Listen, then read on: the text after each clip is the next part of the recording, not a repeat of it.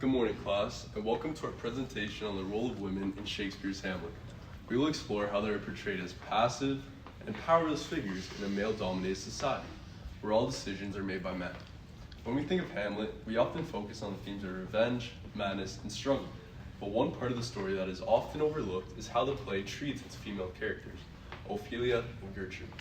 Both of these women exist in a world where their choices are dictated by the men around them, and their identities are shaped by their relationships rather than their own desires.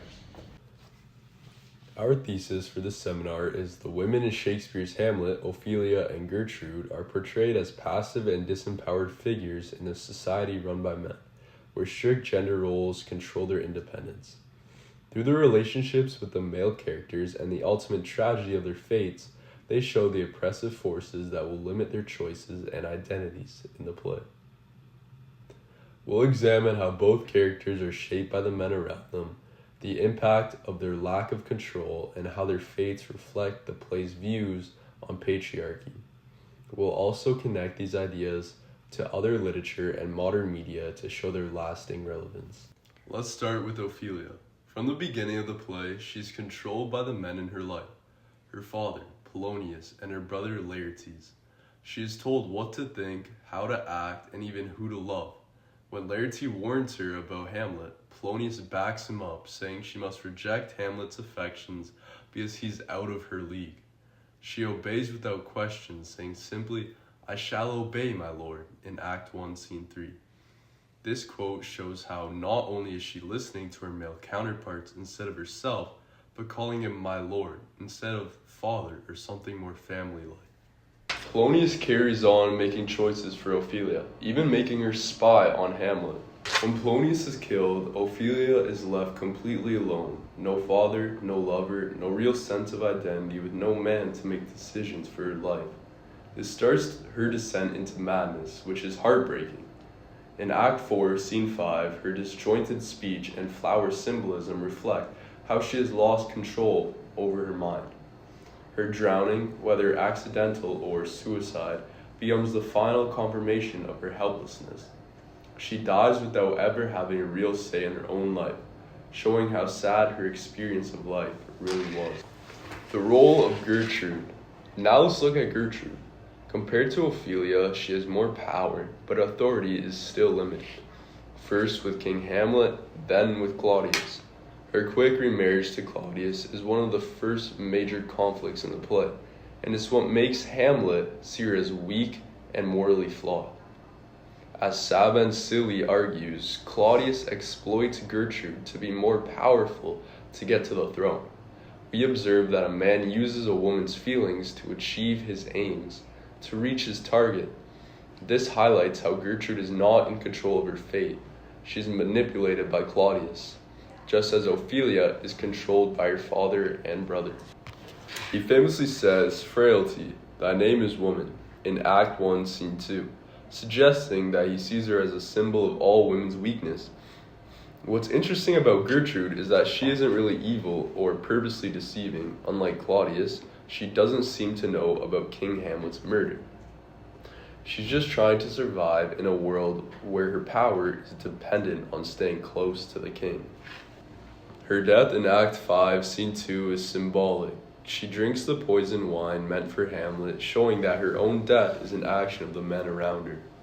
She never takes control of her life and her death, and ends up another victim of the chaos the men create. The oppressive patriarchal society in Hamlet.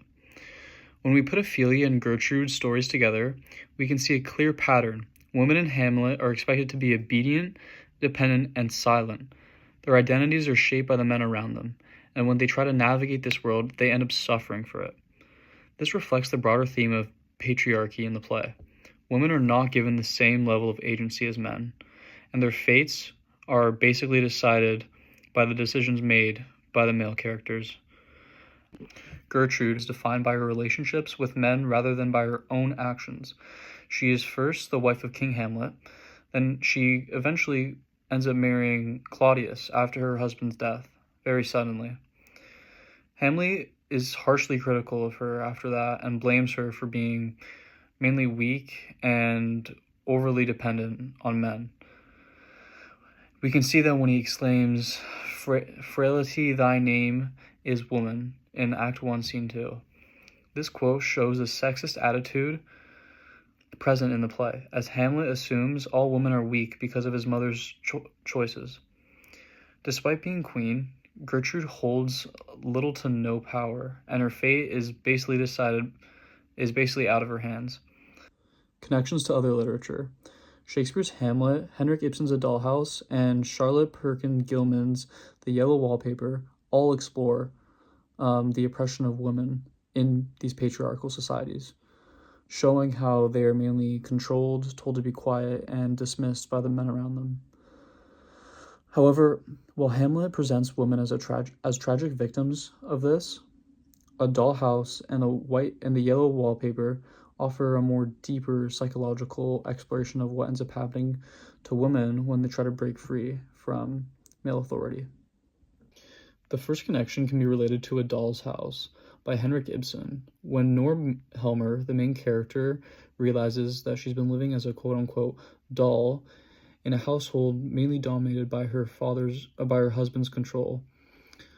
Unlike Ophelia and Gertrude, Nora makes the radical decision to leave her family in search of self-discovery, making her one of the few female characters of her time, much like how Hamlet critiques the treatment of women through its tragic portrayals of both Ophelia and Gertrude.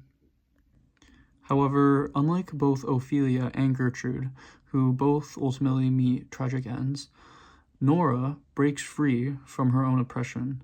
She realizes that she's been living in a metaphorical dollhouse where she has no control over her own life. Unlike Ophelia, who ends up dying to her madness and death, Nora, on the other hand, takes control of her destiny by leaving her husband and children in search of her own identity.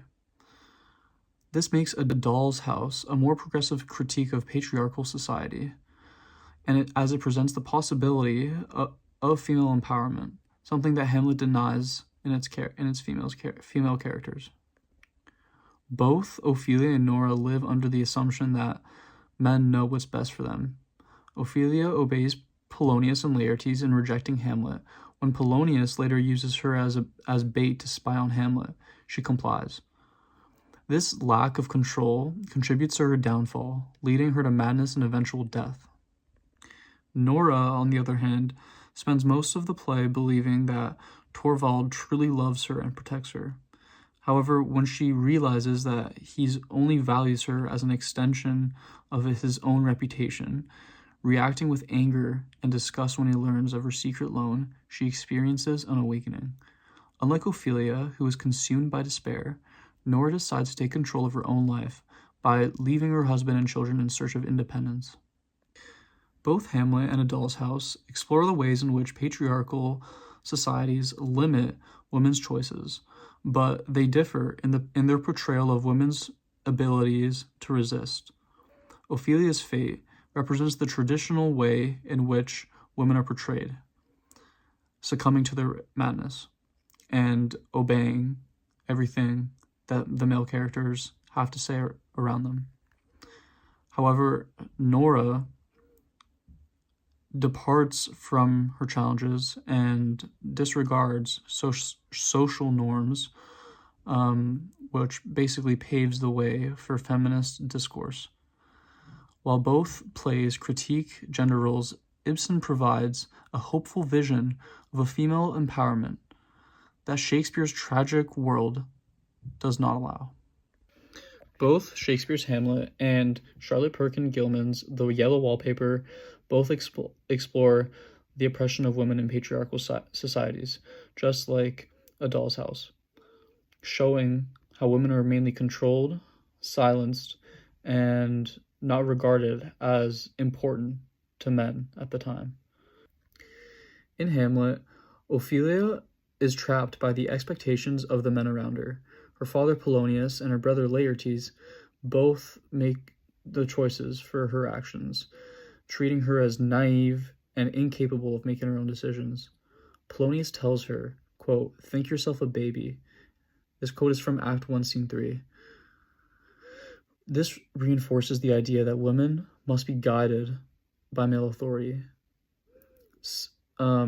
Similarly, in the yellow wallpaper, the unnamed narrator is infantilized by her husband John, who controls every aspect of her life under his care.